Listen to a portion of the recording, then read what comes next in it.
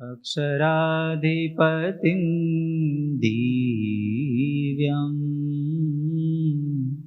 षडेश्वर्यसमन्वितं वन्देऽहं श्रेष्ठदेवं स्वामिनारायणं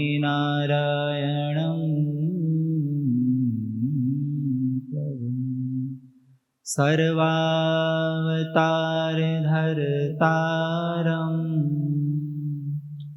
भुक्तिमुक्तिप्रदायकं वन्देऽहं श्रेष्ठदेवं तं हरिकृष्णं मनोहरम्। ॐ श्री स्वामिनारायणाय नमो नमः। ॐ श्री हरिकृष्णाय घनश्यामाय नमो नमः। ॐ श्री नीलकण्ठाय सरजुदासाय नमो नमः। ॐ श्री पूर्णपुरुषोत्तमाय नमो नमः।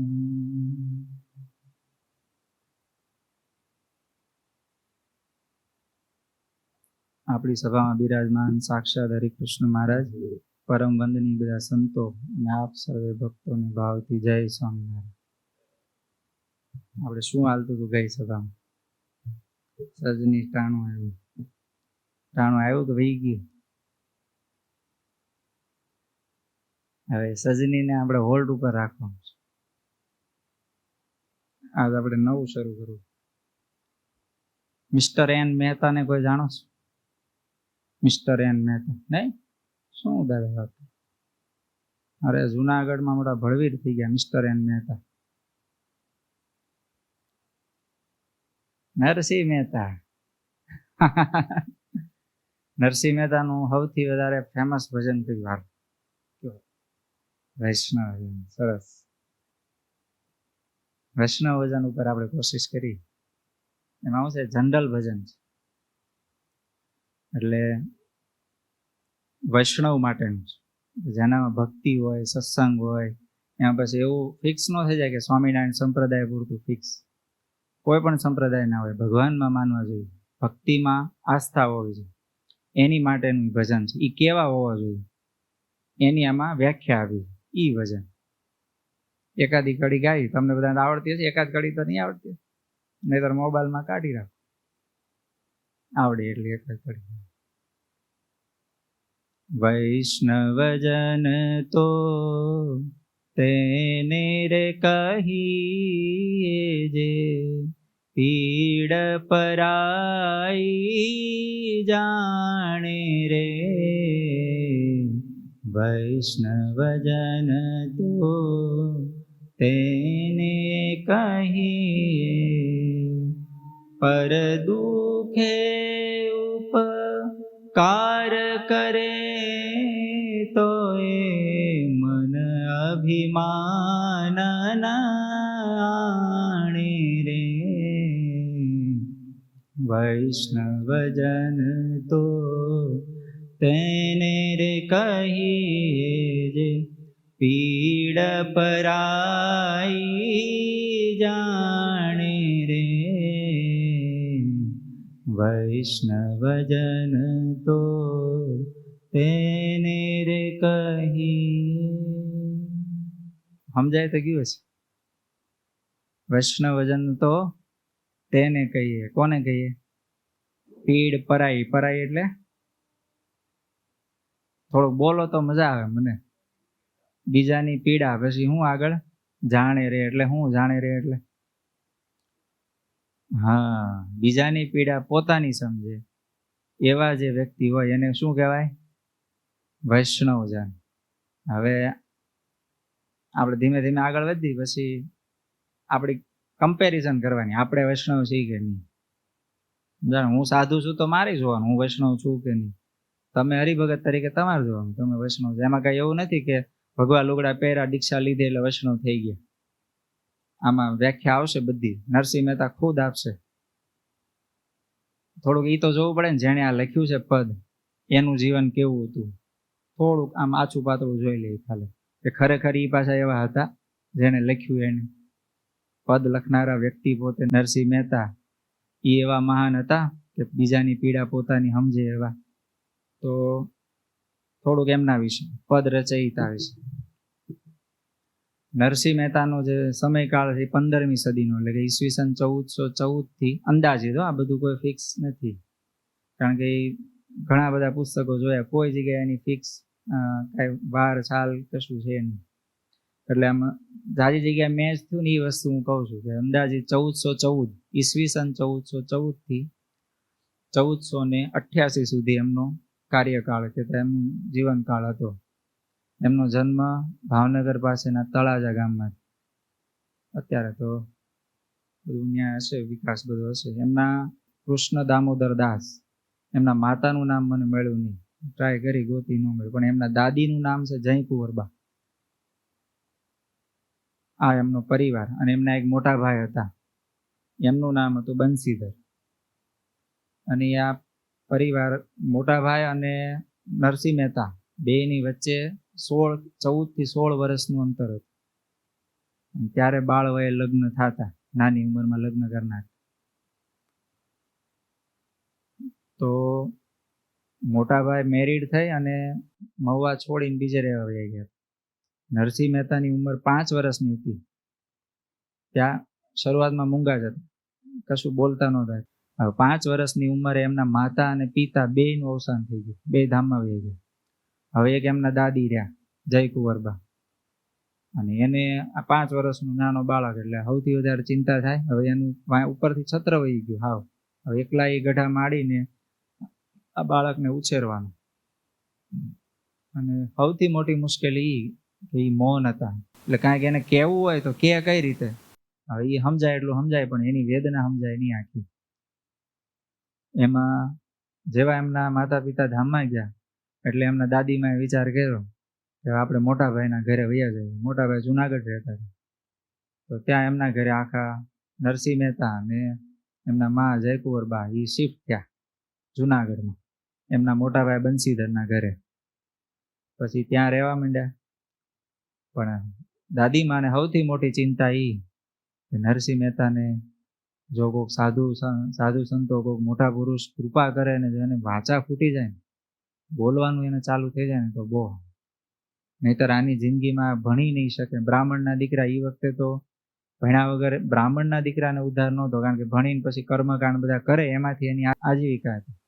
પેલા બધા જ્ઞાતિ પ્રમાણે બધા કામકાજ થતા ને, પટેલનો દીકરો હોય ખેતી કરતા, અને વ્યાજ વેપાર ને એવું બધું કરતા. ક્ષત્રિય બધું રક્ષણનું કામ કરતા, શૂરવીરપણે બધું ધ્યાન રાખતા, રજવાડાઓ સાચવતા, એવું કરતા. બ્રાહ્મણો બધા ભણતા અને બીજાને ભણાવતા, અને આવા કર્મકાંડોને એમાં બધા વિધિ કરવામાં રહેતા. અને જે શુદ્ર હોય એ લોકો 3 વર્ણની સેવા કરતા. આવી રીતે પહેલાનો બધો આખો જૂની રૂઢિ પ્રમાણે બધા આવી રીતે હાલતું. હવે આ મૂંગો હોય તો ભણી કેવી રીતે શકે? હવે એ ભણી ન શકે, એની જિંદગી, એની આજીવિકા કેવી રીતે પૂરી થાય? એટલે સૌથી વધારે દાદીમાં ચિંતા. ને એ ચિંતામાં એક દિવસ રોજ છોકરાના હાથે લઈ એનું કાંડું ચાલીને મંદિરે લઈ જતા. એમાં એક દિવસ મંદિરે કોઈ મોટા સંત આવ્યા. અને આમ સંત હોય, મોટા હોય, એટલે સહજ આમ જોઈએ ને તો જેના દર્શન માત્રથી આપણા અંતરના વેગો, આપણા બધા આમ કહેવાય ને વિષય વાસનાના જે બધા આવેગો હોય ને, એ બધા શાંત થઈ જાય ખાલી દર્શનથી. સહવાસથી તો પછીનો વસ્તુ, ખાલી દર્શનથી આટલો ફેર પડે ને, તો એમાં કાંઈક મોટાઈ હોય. હમણે હરિસ્વરૂપ સ્વામી ધામમાં ગયા, બરાબર? આપણે હતા, એની કથા થોડી ઘણી સાંભળી, દર્શન કર્યા હશે ઘણા બધા રૂબરૂ. પણ એમનો જે અંતિમ જે કાળ બધો સ્વામી વાત કરતા હતા, આપણે સાંભળ્યો રવિ સભામાં, બરાબર? ભાઈ એની નજીક જાય ને, નજીક, તો આપણને રીતસરની ફિલિંગ આવે કે આની કંઈક ઓરા, આના વાઇબ્રેશન કંઈક અલગ. શું કામ? કે એમાં હોય દૈવત.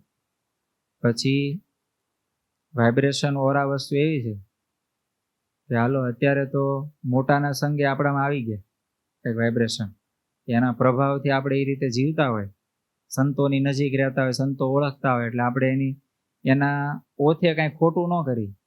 પણ એ વસ્તુ જ્યારે આપણે સ્વતંત્ર થાય પછી એ વસ્તુ આપણા પાવરથી રાખીએ ને, એ જે બધા ધર્મ નિયમ કે જે કાંઈ પણ આપણા વાઇબ્રેશન ઓરા એ બધું, તો એ વસ્તુ આપણી થઈ. નહીં તો કોકના પ્રભાવથી આપણા ઓરા રહી, એનો કોઈ મતલબ નહીં. ભાઈ સ્વતંત્ર થાવ પછી વાસ્તવિકતાને ખબર પડે કે ઓરા કેટલી પાવરફુલ છે.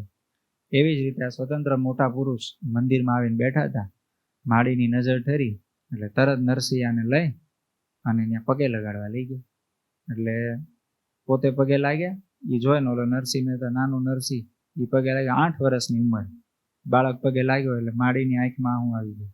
અને સંતને ગળગળતા હૃદયે કીધું કે મારો દીકરાનો દીકરો છે અને મૂંગો છે, તો આનું જો કંઈક વાચા ફૂટે ને આની ઉપર કંઈક તમારાથી કૃપા દ્રષ્ટિ થાય તો એવી કંઈક દયા કરો કે મારો પૌત્ર બોલતો થાય.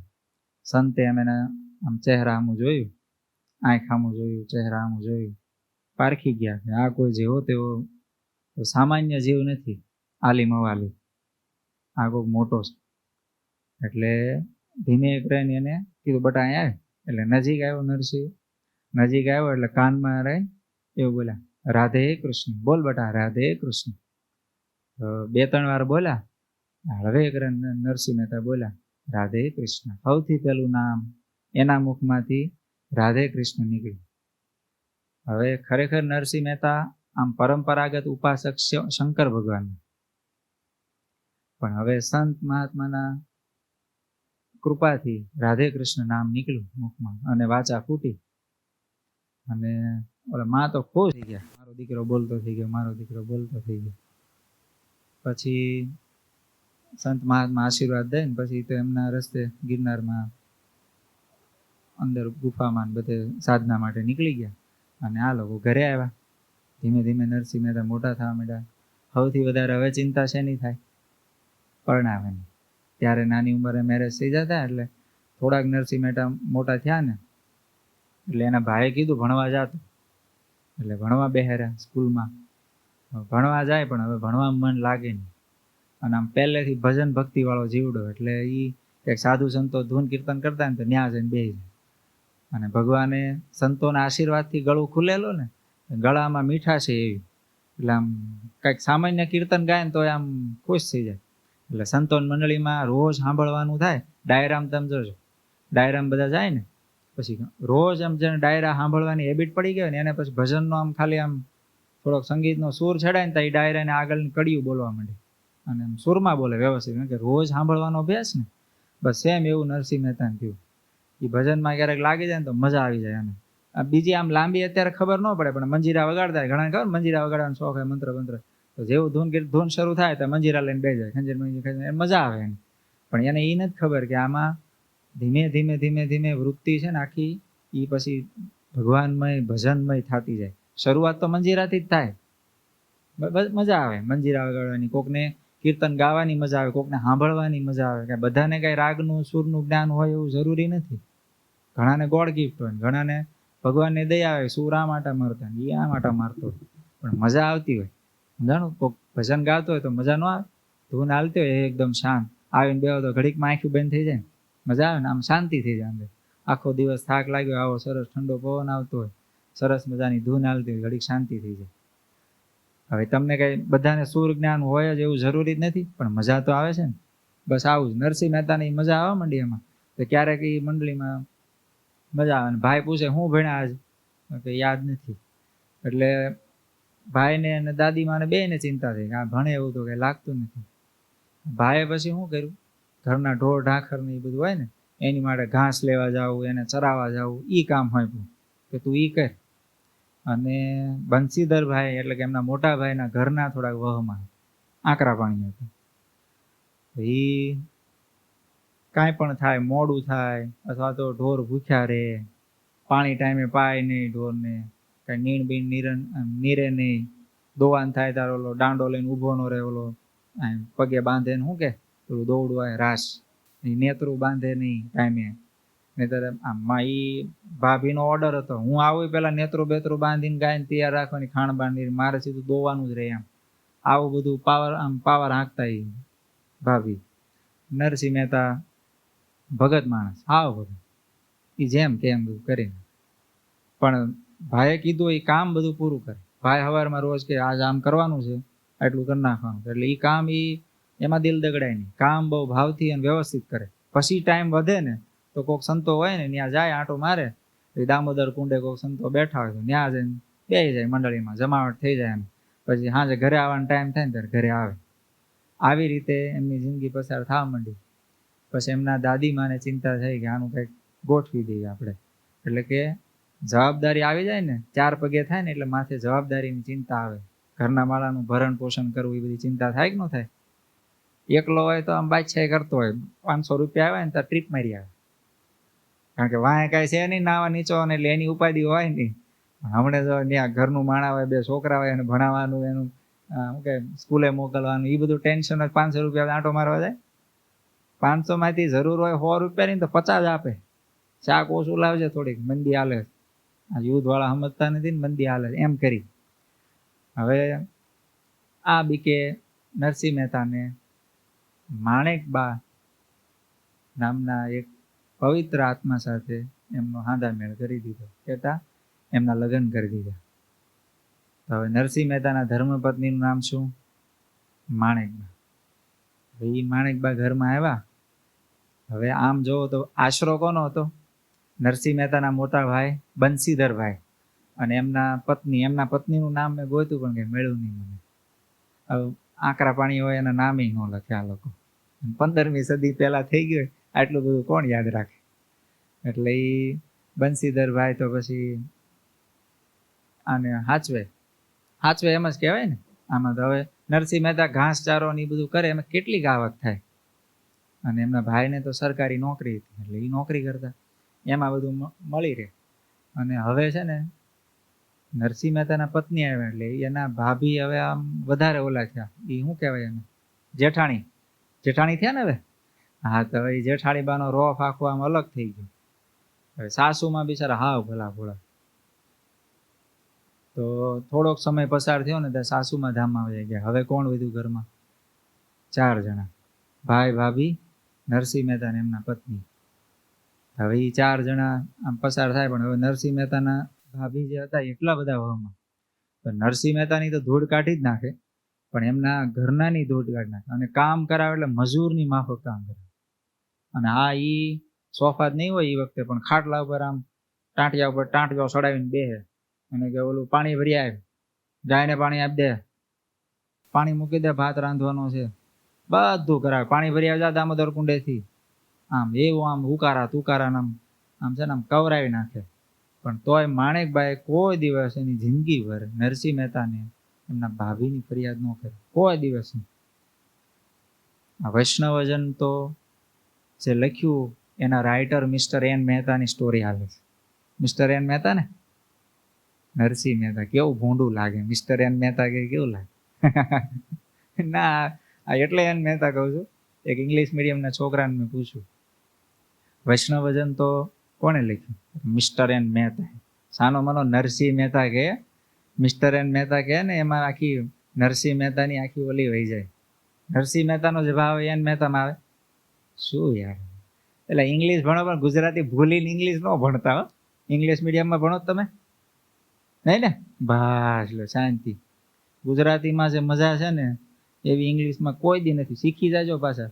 આગળ બધા ઇંગ્લિશ જ બોલવાના છે. એટલે બોલતા આવડવું જોઈએ, સમજતા આવડવું જોઈએ. પણ ગુજરાતી ન આવડે એવું નહીં. આ બધા ઓલા છોકરાની કિશોર સભા લીધી શનિવારે. પછી ગુજરાતી મહિનામાં કીધા કારતક માગશર પોહ મા ફાગણ ચૈત્ર વૈશાખ જેઠ અષાઢ શ્રાવણ ભાદરો નાસો. એક છોકરાને આવ્યું, એક છોકરા. એ આગળની સભામાં શીખવાડ્યું હતું એટલે એને યાદ રાખેલું ને આવડ્યું. બાકી બધા અંગૂઠા સાહેબ હો તમે. જાન્યુઆરી ફેબ્રુઆરી બધાને આવડે. હવે જે સંસ્કૃતિમાં કાંઈ મજા નથી, તમે હવે એને કહો ચૈતર મહિનો, વૈશાખ મહિનાની ગરમી પડે. હવે એને વૈશાખ મહિનો ક્યારે આવે એ જ નથી ખબર. તો હવે ગરમીની હું એને કહેવાનું. શ્રાવણ મહિનો આવે, વરસાદ પડે, આષાઢ મહિનામાં વરસાદ પડે, હેલી થાય. આહો મહિનામાં દિવાળી આવે, નોરતા આવે, કાંઈ કશી જ ખબર પડે નહીં. એને એ તારીખમાં ખબર પડે કે 10મા મહિનાની ફલાણી તારીખે નવરાત્રિ આવે છે. એમ શું યાર, ચૈત્ર સુદ નવમી રામચંદ્ર ભગવાનનો જન્મ, શ્રાવણ વદ આઠમ શ્રી કૃષ્ણ ભગવાનનો જન્મ, આ બધા આપણા ગુજરાતી મહિના, આ બધું યાદ ન હોય. મિસ્ટર એન્ડ મહેતા વૈષ્ણવજન લખ્યું, હવે હું લાકડી લઈને મારવાની જરૂર. પછી ભાભી વધારે હેરાન કરવા માંડી. એક દિવસ એવું થયું કે નરસિંહ મહેતા આખો દિવસ, તે દિવસે કામ ભાઈએ જાજુ સોંપેલું કે હવે છે ને 2-3 દિવસનો ચારો એક હારે લેતો આવે, સારું. એટલે જંગલમાં ઉનાળાનો વખત, એટલે હાવ કાંઈ એમ નજીકમાં ગિરનારમાં ગરમી કેવી હતી આપણે ગયા ત્યારે, ભૂકા કાઢના કેવી હતી ને. હવે ઝાડવાય બધા પીળા ભાંઠા જેવા થઈ ગયા. હવે લીલો ચારો લેવા મૂંડું જવું પડે. તે આઘા ગયા અને રાતે મોડે ઘરે આવે. સવારને ગયા હોય એટલે રાતે ઘરે આવે, થાકી જાય આખો દિવસ તડકાના. પછી આવીને બારો મૂક્યો અને જેવા ઘરે આવ્યા ને, હજી હાથ પગ ધોવે ન ધોવે ત્યાં ભાભીએ શરૂ કર્યું, આટલું બધું મોડું કર્યું, કોઈક સાધુની મંડળીમાં બેસી ગયા છો ધૂન ભજન કરવા. નરસિંહ મહેતા કે ભાઈ હું આ ગયો ત્યારનો અત્યારે આવ્યો ને ભાભી અત્યારે આઘું લેવા જવું પડે, સમજાવે. ખોટું બોલતા શીખી ગયા છો પાછા, ખબર પડે નહીં કાંઈ. આ તો તમારા ભાઈ છે એટલે ઈ કે નહીં ને એટલે હું કાંઈ કહેતી નથી વધારે. હવે આટલું બધું કઈ નાખો છો રોજ. હા, એ નરસિંહ મહેતા મનમાં કહે છે મને છોડતા ને મારા ઘરના નહીં છોડતા, એ તમે કહો એમ તમારું હાવ આમ ગુલામ હોય એમ કામ કરે છે, એને મૂકતા નથી. અને એવા ખીજાણા. અને જમવા માટે સૂકો રોટલો આપ્યો. ખરેખર હતું ઘરે તાજું, પણ 2 દિવસનો જૂનો રોટલો હોય ને એ રોટલો જમવા આપ્યો. નરસિંહ મહેતાના આંખમાં પાણી આવી ગયું અને આમ કાઈ ગયા અંદર કે હવે હાલો શું કરવું એમ. પછી અમે માણેકબા બેઠેલા, એ બધા જમી લીધું. આ મોડા આવ્યા એટલે પછી સૂકો રોટલો આપ્યો. નરસિંહ મહેતાએ આમ જોયું, જમવાની ઈચ્છા નથી થતી એમ, થાક્યા ભાગ્યા જમી લીધું. આમ સામે ઈશારો થયો માણેકબાનો, જમી લો જે હોય, આપણે તો એના આશરે છીએ, આપણું તો કાંઈ છે નહીં. તો જમી લીધું. અને થયેલું એવું ખરેખર કે જે એમના ભાઈને અને એમના બાને ચિંતા હતી કે ભાઈ નરસિંહાને પરણાઈ દેવી તો પછી જવાબદારી માથે આવે તો એ કંઈક કામ ધંધો કરતો થઈ જાય, કે ભણવામાં ધ્યાન દે, કે થોડુંક શીખીએ સંસ્કૃત એમ તો કામ લાગે, બ્રાહ્મણનો દીકરો છે તો. પણ એ કાંઈ ફેર ન પડ્યો. નરસિંહ મહેતાનું ધ્યાન ભજનમાં હતું. તો આ ભાભી ખીજાણા અને પછી એના ભાઈ આવ્યા નોકરીએ, એટલે ભાભીએ ભાઈને ચડાવ્યું, બંસીધર ભાઈને, કે તમારા ભાઈ તો આજ મોડા આવ્યા હતા ને એટલો જ ચારો લાવ્યા ને હવે એને ગયા હતા ને તમે કીધું તું ને આવી રીતે પૂરું કરીને આટલું લેતા આવજો ને, એ કાંઈ કર્યું ને, જો આટલું આમ ને તેમ ને બધું કેટલું આનાકાની ન કરાવવાનું કેટલું ભરાયું. તમે જો 2 ભાઈ નાના હોય ને ત્યારથી ભેગા રહેતા હોય, સમજાણો, એટલા બહુ પ્રેમથી રહેતા હોય. પણ થોડાક મોટા થાય, હજી આમ કશું યુવાન થાય ને, પરણ્યા ન હોય ને ત્યાં સુધી તમે જો થોડું ઘણું આમ તેમ 19-20 બે હાંકી લો, કોઈ દી એમ બાંધે બધા, પણ આમ ઘર છોડી દેવાનો પ્રશ્ન ન હોય. પણ જેવા બૈરા આવે ને પછી તમારે આખું આમ ઝીરોમાંથી હીરો થઈ જાય. બે એક વિલન થાય ને એક પરફેક્ટ હીરો થાય, એવા બે હામે આવી જાય. પછી તો પછી મેં વરિયાવમાં જોયું છે, ઓલા પણ નીલકંઠ લક્ઝરિયામાં એક છે 14મા માળે, લઈ લો છું કરી નોખું બધું. બાપાજી જીવે છે ને તે ભાગ પાડલી એમ કહીને પછી ઉપડે 2 ગામડે.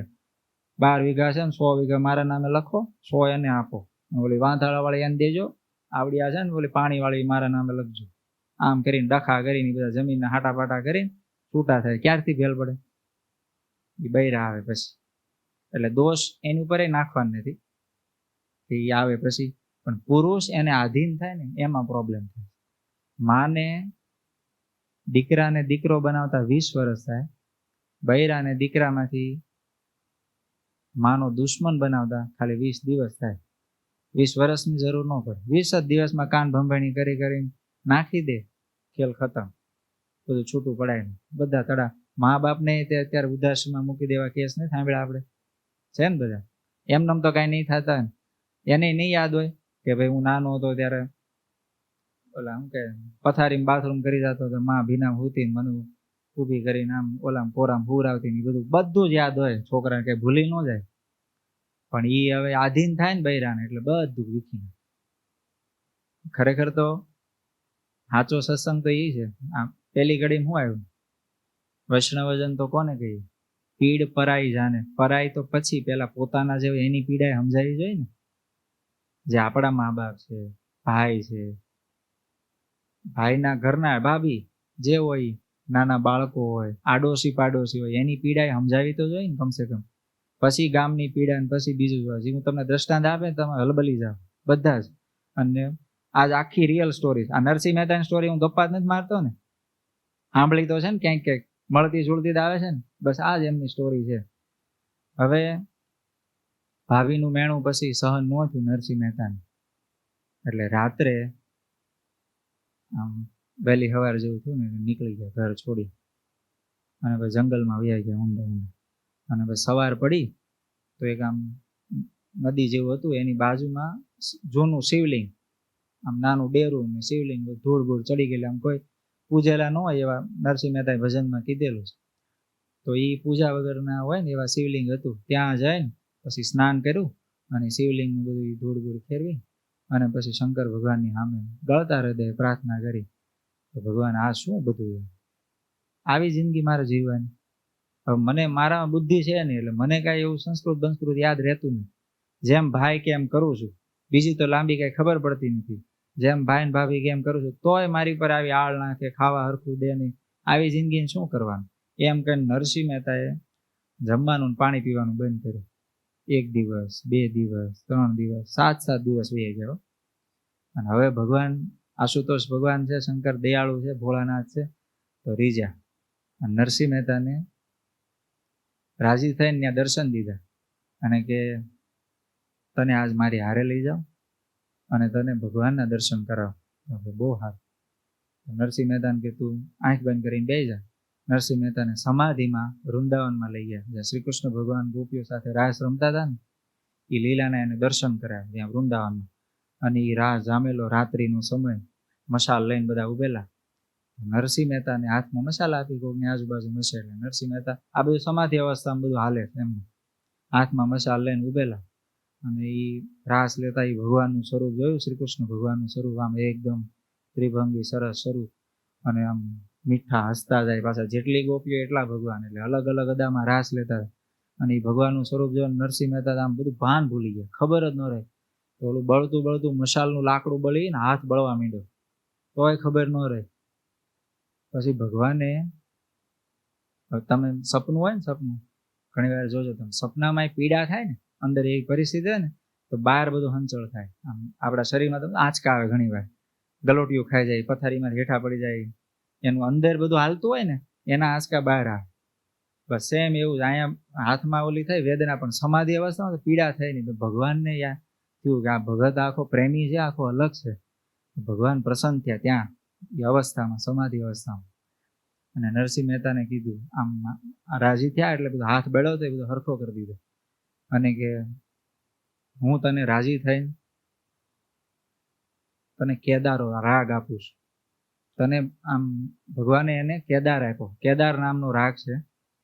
આપણે કેમ રાગ સંગીત હોય ને, સંગીત એમાં બધા રાગો હોય, યમન રાગ, ભૂપાલી રાગ, દરબારી રાગ, એમ એક કેદાર રાગ છે. એ કેદાર રાગ આપ્યો અને કીધું કે તારે જ્યારે મારા દર્શન કરવા હોય ત્યારે રાગ ગાઈને તું મને પોકારજે, હું તરત હાજર થાય. અને તારા જે કાંઈ પણ દુઃખ હોય બધા દૂર કરીશ, તું મારા ભરોસે રહેજે. આટલું ભગવાને કહીને ભગવાન પછી ત્યાં રાસ ને બધું અદ્રશ્ય થયું. નાય નરસિંહ મહેતા ઉઠ્યા અને ખુશાલ. હવે તો કાંઈ કોઈ ટેન્શન જોયું નહીં. એટલે તરત આવ્યા ઘરે પાછા. અને સૌથી પહેલું હવે જોજો, પીડ પરાઈ જાને રે. ભાભીએ શું કર્યું છે? મેણું માર્યું છે ને, સારું ખાવા નથી દીધું. આટલું બધું કામ કર્યા છતાં સારું ખાવા નથી દીધું. સૌથી પહેલા એ ભાભીને પગે લાગ્યા કે ભાભી તમારા પ્રતાપે હું રિસાઈન ગયો અને મને ભગવાનના દર્શન થયા. ભાભીને પગે લાગ્યા. પછી બધી વાત ત્યાં કશું જ કીધું નહીં કાંઈ, પણ ખાલી મનોમન આમ પગે લાગ્યા ને કીધું ભાભી તમારા પ્રતાપે હું સુખી થયો, આટલું જ કીધું. એમ ન કીધું મને ભગવાનના દર્શન થયા, ભગવાને બધી હિન્ટ આપી, કશું કાંઈ નહીં.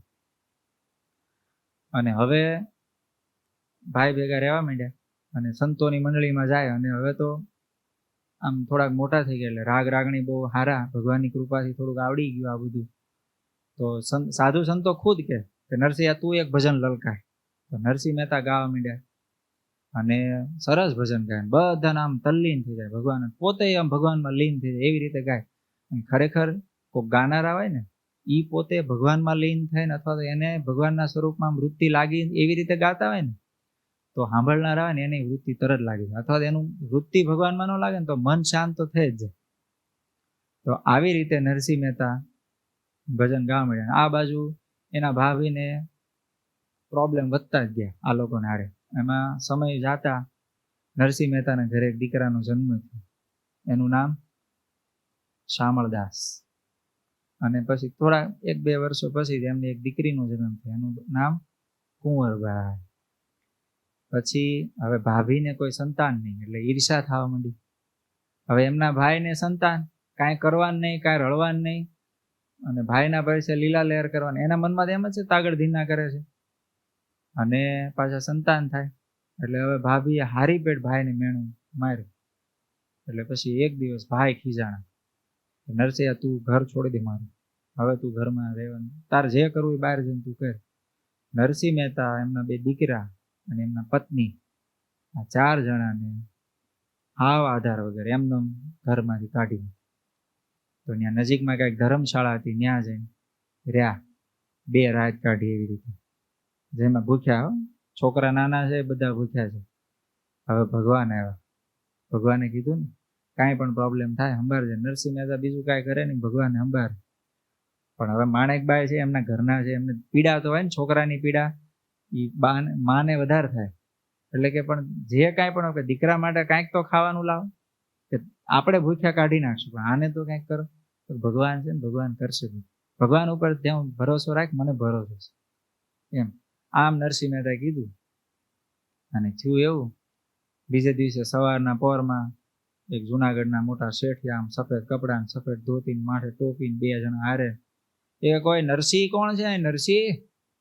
એટલે નરસિંહ મહેતા ત્યાં હવાઈના પોરમાં બીજું કાંઈ ખાવા પીવાનું હતું નહીં, ત્યાં ધર્મશાળા નાહી ધોઈ ને શાંતિથી ભગવાનનું નામ લેતા હતા, રાધે કૃષ્ણ કરતા હતા. કે કોણ? એટલે આમ નરસિંહ મહેતા ઊભા થઈને ગયા હતા. શેઠ, જી શેઠ, હું નરસિંહ, બોલો ને.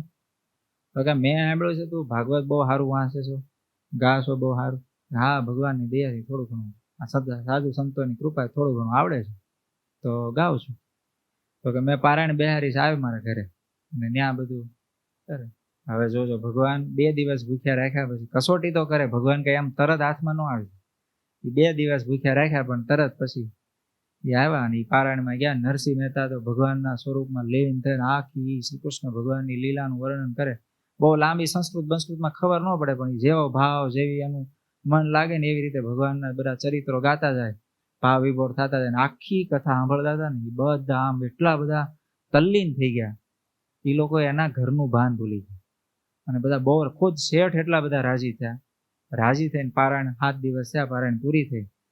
એટલે ત્યાં સુધી તો નરસિંહ મહેતાને એના ઘરે રાખ્યા અને જમાડ્યા, બધું સારું જમાડે. ભક્તાને એમ તો સારું જમાડે, તો બધું સારું જમાડીને એમ તો હાલ્યું બધું. પછી 7 દિવસ પૂરા થયા એટલે હવે ચિંતા કોને હતી? એમના પત્નીને, માણેકબાઈ. તો એ માણેકબાઈને એમ થયું કે હવે શું થશે, 7 દિવસ પૂરા થઈ ગયા. એટલે પછી નરસિંહ મહેતા સામું આમ એવી નજરે જોવે કે હવે હું આ કે છે એમ. ત્યાં ઓલા શેઠ આવ્યા કે મારે ઘર ખાલી પડ્યું છે, તો તમારે બીજે કાંઈ રહેણાંક ન હોય ને ધર્મશાળામાં તમે રહેતા હો તો પછી મારા એ ઘરમાં રહ્યો ને. બહુ સારું શેઠ, એમ કહીને એ નાનું જૂનું ઘર હતું એ ઘર આપ્યું અને થોડું ઘણું સીધું સામાન આપ્યું. પછી આમ નરસિંહ મહેતા ધીમે ધીમે જુનાગઢમાં ભજન ગાય અને જે કાંઈ આપે એ બધું ઘર પરિવાર એમાં ચલાવે. કોક દી ખાવા મળે, કોક દી ન મળે. અને એવું કાંઈ નહીં કે ભાઈ હાલો આ બધા, પોતે નાગર હતા, નાગર બ્રાહ્મણ એટલે શ્રેષ્ઠ બ્રાહ્મણ કહેવાય, નાગર જ્ઞાતિના બ્રાહ્મણ. પણ હવે એ કોક બીજે કોઈ પણ વાસમાં જાય અને ત્યાં એ લોકો કંઈક ભજન કરવા આવજો, તો એ ત્યાં જઈને ભજન ગાય. એને એવું કશું જ નહીં કે અહીં ભજન ગવાય, અહીં ન ગવાય, કાંઈ. ભગવાનનું નામ ક્યાં લેવાય? કોને એવી ઈચ્છા છે કે ભગવાનનું નામ લ્યો, તો ત્યાં જઈને એ ભગવાનનું નામ લે. અને એમાં એની મજા આવે, સામેવાળાની મજા આવે. પછી આવી રીતે આપણે સાંભળ્યું છે મોટા ભાગનું, હું ડિટેલથી નહીં લઉં, પણ મારે જે પીડ પરાઈ જાને રહે ને એ શબ્દ ઉપર નરસિંહ મહેતા જે લખનારા છે એને બીજાની પીડા કેવી રીતે સહન નહીં થઈ શકતી હોય એની ઉપર જાઉં છે. એટલે હું ખાલી શોર્ટમાં લઉં છું, પણ આપણે એના ઉપર આખું વિશ્લેષણ કરવું છે. એટલે આમની જીવન ચરિત્ર આખું કહી દઉં કે જે લખનારા વ્યક્તિ છે એના વિશે તો કમસે કમ આપણે જાણ હોય છે કે નરસિંહ મહેતા કોણ. પછી એમના દીકરાના લગ્ન થાય એ આપણે ખબર છે. ભગવાને પછી ધામધૂમથી લગ્ન કરાવ્યા. નરસિંહ મહેતાના નામે અજાણ્યા શેઠ થઈને આવ્યા ને એ બધું એમનું બધું આમ જમાવટ કરી દીધી. પછી 700 રૂપિયાની હુંડી એ ત્યાં શામળશા શેઠના નામે પછી લખી દીધી અને દ્વારિકામાં ભગવાનની હુંડી પૂરી. પછી કુંવરબાઈનું મામેરું પૂર્યું, એમાંય તે એવી રીતે કર્યું. પછી એમના પિતાશ્રીનો દાડો ઓલું હોય ને તિથિ શ્રાદ્ધ હા, એમાં આખું જુનાગઢના બધા બ્રાહ્મણોને જમાડ્યા. એ ભગવાન આવીને જમાડી ગયા. એ પોતે તો ઓલા ઘી લેવા ગયા હતા ને અહીંયા ભજનમાં રોકાઈ ગયા. અહીં ભગવાન આવીને બધું જમાડીને બધું સાફ સફાઈ કરીને પાછું ઘી લઈને આવ્યા. ત્યારે કે તમે તો હજી બધું જમાડીને બધું થાળે પાડ્યું હતા, ઘી લઈને ત્યારે ક્યાંથી આવ્યા? પછી એને ખબર પડી કે આ તો દ્વારિકાધીશ આવીને બધું કરી ગયા. આ બધા એમના પ્રસંગો આપણે સાંભળ્યા છે. પણ એક પ્રસંગ કે જેમાં વૈષ્ણવજન તો તેને રે કહીએ પીડ પરાઈ જાને. નરસિંહ મહેતાના ઘરે આજુબાજુમાં જે બધા બીજા બધા માણસો હતા ને એ બધા નરસિંહ મહેતાની ઠેકડી બહુ કરતા હતા. ગરીબ, પણ ભગવાન છે ને એના બધા કામ પૂરા કરતા, એવા ભવ્યતા રીતે કરતા, બધાને ઈર્ષા થાય. ચાલો આને કંઈક ખાવાનું ઠેકાણું નહીં, ઝૂંપડામાંથી વરસાદ આવે તો કેટલા એના ઘરમાં સુવા થાય છે. તો પણ ઉત્સવ બધા ધામધૂમથી કરે. એના છોકરાને લગ્ન કર્યા ધામ, તમે આખા જુનાગઢમાં ડંકો ઉગાડી દીધો. એના બાપનું શ્રાદ્ધ કર્યું, આખું જુનાગઢ જમાડે એવી તો આમ ઓલી કરી આખી આમ મોટી જાઓ જલાલી. ને આપણે કઈ મેળ પડતો નથી. અને પાછું એ કે નરસિંહ મહેતા ભાઈ કાંઈ નથી કે ટાઢા પાણીના કે વાહ પાણી કે ખાવાનું ક્યારેક મેળ પડે ન પડે આવું બધું.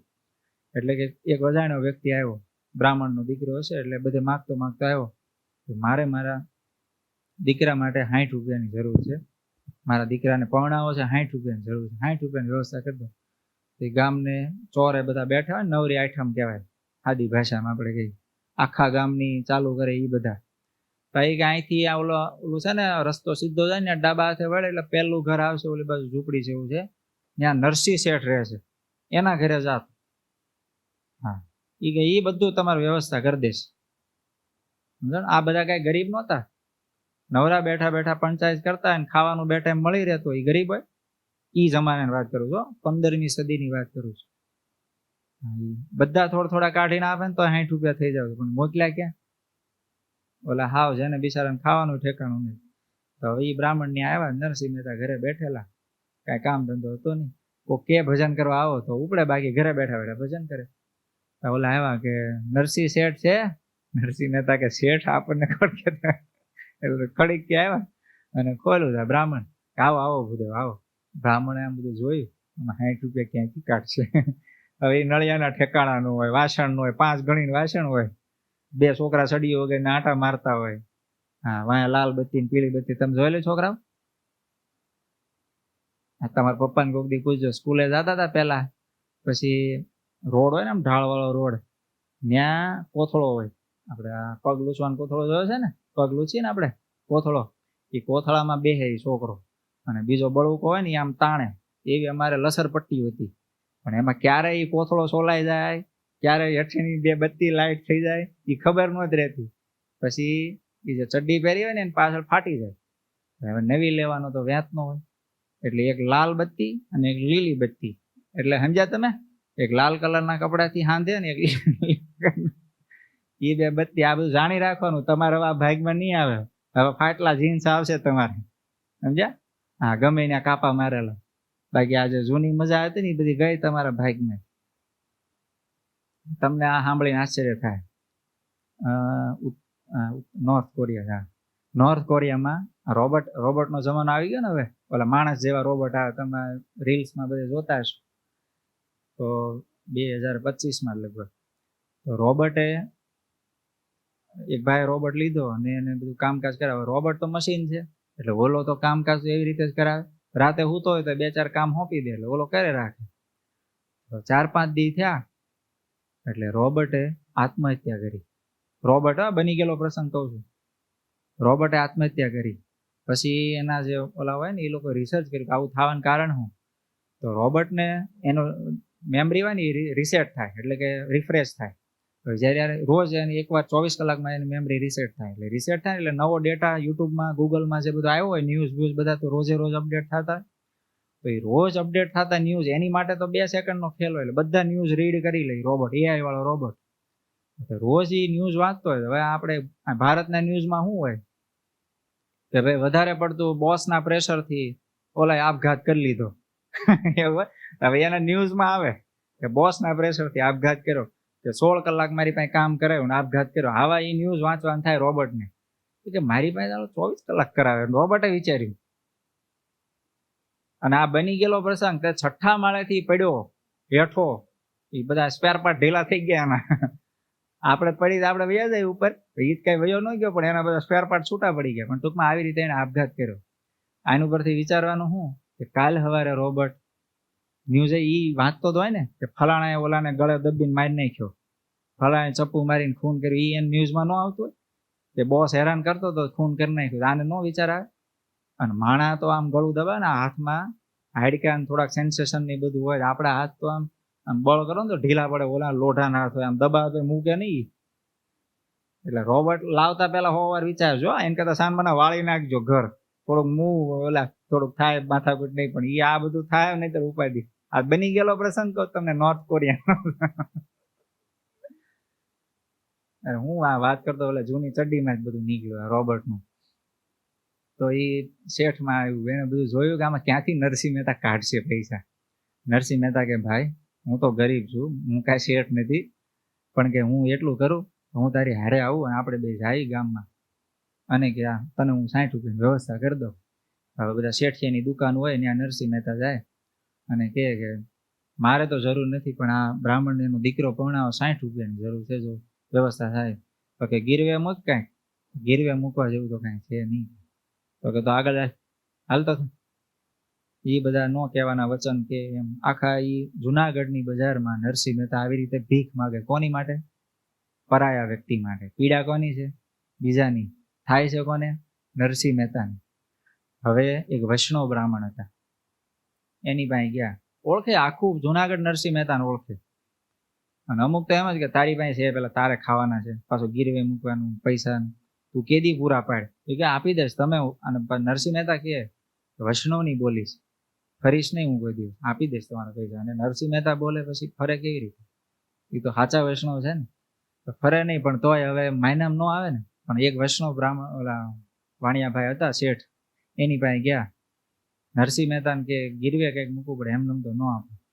તો કે ગીરવે મૂકવા જેવું કંઈ છે જ નહીં. પછી યાદ આવ્યું કે કેદારો છે, બધાને ખબર નરસિંહ મહેતા કેદાર ગાય ને તો ભગવાન હાજર થાય, એવું નરસિંહ મહેતાનું વરદાન છે. પણ નરસિંહ મહેતા, તમે વિચાર કરો કે જેને ભગવાન વગર એક સેકન્ડ નો હાલે, રોજ એને કેદારો ગાયને ભગવાનને બોલાવાનું મન થાય, એ કેદારો ગીરવે મૂકવા તૈયાર થાય બીજાના માટે. નરસિંહ મહેતાએ કીધું મારો કેદારો મૂકું, ચિઠ્ઠી તમને લખી દઉં અને સહી કરી દઉં, મારો અંગૂઠો મારી દો. તો કે વાંધો નહીં. ઓલા વૈષ્ણવ હતા, વાંધો નહીં એ કરો. 60 રૂપિયા આપો. ઓલા 60 રૂપિયા આપી દીધા. ઓલા ચિઠ્ઠી લખી દીધી કે તમારે હવે કેદાર રાગ ગાવો નહીં, કેદારો ગાવો નહીં. એ કાંઈ કેદારો એટલે કાંઈ એમ તંબુરો બંબુરો નહીં, પણ એ રાગ એ તમારે નહીં આલાપવાનો. આટલું કહે ને એટલે એનો મતલબ શું થયો કે તમારે ભગવાનને હવે નહીં બોલાવો. હવે તમે વિચાર કરો, માછલી હોય, માછલી એને તમે પાણીમાંથી બહાર કાઢી નાખો, હવે એની પીડા શું હોય? બસ સેમ નરસિંહ મહેતાની એ પીડા. કમસે કમ દૂધમાં રાખો ને, દૂધમાં, તો માછલી નો જીવ, એને એ પાણી જ જીવન. એમ બસ સેમ આવું નરસિંહ મહેતાની હવે એ વેદના આવી થઈ ગઈ. અને આ બાજુ એવું થયું, એ વખતે જુનાગઢનું રાજ રા માંડલિક, એનો ત્યાંનો નવાબ, તો એ સુબેદારી કરતા. આમ ખંડિયા કહેવાય, કારણ કે દિલ્હીમાં એ વખતે કોનું રાજ હતું? ઓલાનું આ મુસલમાનનું રાજ આવી ગયું હતું દિલ્હીમાં. એની નીચે આ રા માંડલિક હતા. પણ એ ત્યાંનું બધું ખંડણી ઉઘરાવીને અમુક વર્ષે આપી દેતા, બાકી સ્વતંત્રપણે બધું આખું કરતા. પછી ગામના બધા માણસો હોય ને એને બધા કાન ભંભાઈને કીધી નરસિંહ મહેતા આવો છે, નરસિંહ મહેતા આવો છે. તમે જોવો રાજાજી, એને એના છોકરાનો કેવો મોટો વિવાહ કર્યો. પછી આમ કે પૈસા કાંઈ નથી, એટલે ગમે નથી કે ચોરી કરે છે. આમ કરીને ચોરીનો ઇલ્ઝામ નરસિંહ મહેતા ઉપર લાગી દીધો. અને રા માંડલિક ને સાચું થઈ ગયું કે ખરેખર એવું છે, આ તો આવો જ છે. એટલે પૂરા જેલમાં, નરસિંહ મહેતાને જેલમાં પૂર્યા કોઈ કારણ વગર. સીધું એકબીજાની આળ નાખેલી અનુમાનથી કરી જેલમાં પૂરી દીધા. આ બાજુ નરસિંહ મહેતા જેલમાં. અને રા માંડલિકે એક શરત રાખી કે આવતીકાલે સવારે જો દામોદર ભગવાન તને એના ગળામાંથી, ત્યાં દામોદર મંદિર છે ને, ત્યાંથી ગળામાંથી હાર તારા ગળામાં જેલમાં પહેરાવી જાય તો તું સાચો ભગત, અને નહીતર કે તું ખોટો. આમ નરસિંહ મહેતા ઉપર કીધું. અને નરસિંહ મહેતા જેલમાં, રાત પડી, નરસિંહ મહેતા બિચારા ભજન ગાવા માંડ્યા. એમાં એનું છે જ ઓલું, ભેજીવાલા હારને કાજે નવ મારીએ, નરસિંહ મહેતાનું ભજન છે. અને એ જેલમાં નરસિંહ મહેતા તો ભજન ગાયું ભગવાન માટે. ભેજીવાલા હારને કાજે નવ મારી, અઠીલા હરજી અમને માર્યા રે પછી રે મારા નાથજી, બહુ દોષ ચડશે તમને. હે જીવાલા હારને કાજે નવ મારી. પછી આગળ લખે છે એમાં, અડધી રાત ગઈ હો, આખી આમ અડધી રાત ગઈ. નરસિંહ મહેતા આવી રીતે ભજન ગાય, આખી રાત ભજન ગાય. હવે ખબર છે, હવે મારી પાસે કેદારો છે, પણ હવે તો મેં ગીરવે મૂક્યો છે, ગવાય તો નહીં. કેદાર ગાવ એટલે તરત ભગવાન હાજર થાય ને હાર લઈને આવે, પણ હવે તો મુકાય નહીં ને. હવે તમે વિચારો, એક ચિઠ્ઠીમાં ખાલી લખી દીધું છે, રાતે શેઠ તો હોઈ ગયા છે, અહીં કેદારો ગાય નાખે તો એને ખબર પડવાની છે. પણ તો એ વૈષ્ણવ છે ને, એ ન કર્યું, ન ગાયો કેદારો. અને પછી તો આવી રીતે બિચારા આખી રાત ભજન ગાય. અડધી રાત જો આમાં એમ લખ્યું, હે જીવાલા રધી રજની વીતી ગઈ, હાર તમે લાવો ને વેલા, રાજા માંડલિક મને મારશે દિવસ ઉગતા પહેલા. હે જીવાલા એવા હારને કાજે નવ મારી. સવારમાં રાજા માંડલિક આવશે ને ભૂકા કાઢી નાખશે. એટલે નરસિંહ મહેતા આવી રીતે, અને પછી ધીમે ધીમે રાત કેમ આમ સવારના આમ કે અરુણોદય કહેવાય ને, અરુણોદય થયો ને, નરસિંહ મહેતાનો હવે મગજ ગયો, ખીજાણા ભગવાન ઉપર. કેદારો મેં મૂકી દીધો, પણ તમે તો છો ને માણા તો થાવ, તમારા આશરે હું પડ્યો છું ભગવાનને કે. પછી ખીજાણા તો જેવા તેવા ખીજાણા, એવું નહીં કે કોણ તમારો ભરોસો કરે. કાનુડાને કે કોણ તારો ભરોસો કરે, તું બે બાપનો બે માનો કઈ ઠેકાણું નહીં. તારા મા બાપને જેલમાં મૂકીને ગોકુળમાં તું દુબાકા કરતો હતો ત્યાં. આને એ ન કહેવાના બધા શબ્દો, એ નરસિંહ મહેતાનો મગજ ગયો હારી પેટમાં. એ બધું કેટલું કીધું. આ બાજુ ભગવાનને ચિંતા થઈ, હવાર પડશે અને ઓલો માંડલિક નરસિંહ મહેતાને મારી નાખશે. અને આ બાજુ થયું એવું, માણસો બધા જેલની બહાર ભેગા થવા માંડ્યા. માંડલિકની ખુરશી પડી, થોડી વારમાં જાહેરાત થઈ કે હમણાં માંડલિક આવે છે. અને આ બાજુ ભગવાનને ચિંતા છે, એટલે ભગવાન ઓલા શેઠના ઘરે ગયા, જે શેઠને ગીરવે ઓલી ચિઠ્ઠી મૂકી હતી ને ન્યા, અને કે તારા 60 રૂપિયા લે ને ઓલી નરસિંહની ચિઠ્ઠી લાય. એ કે હમણાં દુકાન ખોલું પછી. અરે દુકાન પછી હમણાં મારા નરસિંહનું માથું ઉઈ જાય, તું અત્યારે ખોલા બધું, મારી ચિઠ્ઠી લાય. કે આ એનું નરસિંહનું શેઠ છું, તું લાય પેલા ચિઠ્ઠી. એટલે ઓલા પાસેથી ચિઠ્ઠી લીધી હો, મોર વાળી, અને એના 60 રૂપિયા ચૂકતે કર્યા. અને ચિઠ્ઠી લઈને એ જેલમાં આવ્યા. જેલમાં આવીને નરસિંહ મહેતા ભાઈ આમ કરીને જેલમાંથી ચિઠ્ઠી જવા દીધી. અને ચિઠ્ઠીમાં ઓલું વાંચ્યું નરસિંહ મહેતાએ, ઓલું હતું ને મોરછાપ, એ કે પાછી મળી ગઈ. અને હવે એ માંડલિકને આ બાજુ આવવાનો સમય છે, અને આ બાજુ નરસિંહ મહેતાનો ટાઈમ થયો. આ કેદારાની છૂટી મળી. એટલે ભાઈ નરસિંહ મહેતા આંખ બંધ કરીને, હવે એનો હાથમાં ઓલું કડતાલ હોય ને, મંજીરા જેવી કડતાલ રાખતો, તમે ફોટામાં જોઈએ છે, એ કડતાલ લઈને આંખ બંધ કરીને હવે નરસિંહ મહેતાએ શરૂ કર્યું કેદારા. દર્શન દો ઘન શ્યામનાથ મોરે, અખિયા પ્યાસી રે. દર્શન દો ઘન શ્યામનાથ, પાણી પી કર प्यास बुझाओ नैनन को कैसे समझाओ आँख मिचोली छोड़ो अब तो मन के पाथी दर्शन दो घन श्याम नाथ मोरी अखिया प्यासी रे। આ કેદાર રાગ છે. આમ નામ ખાલી ગાવી ને તોય આપણને વેદના થાય ને. બસ હવે નરસિંહ મહેતા આ ગાવે ભગવાનને ન થાય. હલબલી દામોદરના મંદિરમાંથી હાર ઉઠ્યો. માંડલિક તો હજી બહાર આવીને ખુરશીમાં બેઠો જ તો એની દેખતા હાર નીકળ્યો ત્યાંથી સીધો જેલમાં નરસિંહના ગળામાં. માંડલિક નરસિંહ મહેતાના પગમાં પડીને માફી માગી, મારાથી ભૂલ થઈ, આ ધંધો ન કરે. હું લોકોના ઓલામાં આવી ગયો એટલે મેં તમારા ઉપર આવી આળ નાખી, પણ આજ પછી તમારે કોઈ દુઃખ નહીં એમ કહીને માંડલિકે નરસિંહ મહેતાની માફી માંગી. હવે તમે એ વિચારો, જે વૈષ્ણવજન તો છે એના રચયિતા એના જીવનમાં 60 રૂપિયા કોની માટે કર્યા હતા?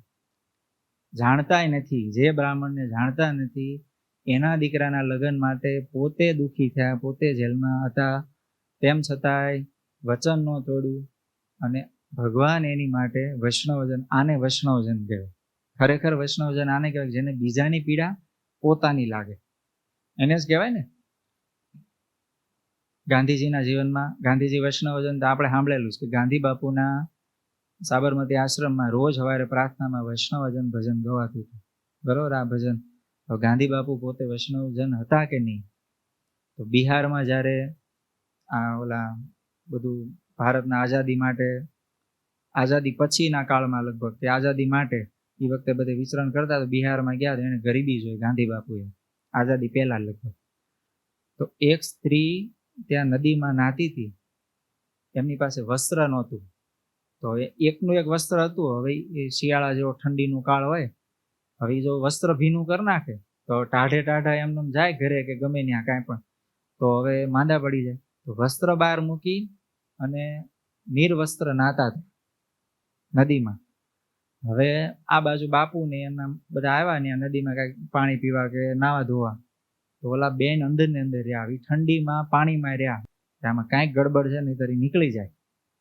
કોઈ પણ માનો પુરુષ કોઈ નાવા આવે તો કોઈ સ્ત્રી ઈ જમાનાની વાત કરું તો સહજ લજ્જા થાય ને, પણ તેમ છતાંય ન નીકળ્યા એટલે સમજી ગયા.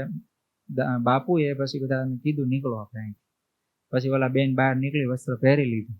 આમાં ઘણી બધી કથા છે. ઘણામાં એવું કહે છે કે અડધું વસ્ત્ર કોરું રાખતા અડધું ભીનું કરતા, એવી રીતે. જે વાસ્તવિકતા, આપણે એનું કામ નથી, પણ સ્ટોરી હકીકત છે કે ગાંધી બાપુની બિહારમાં જે દુઃખી માણસોને જોઈ, ગરીબ માણસોને જોઈ, બાપુએ ત્યારથી પણ લીધું હું એક ધોતી ભર રહીશ. છેલ્લે સુધી રહ્યા.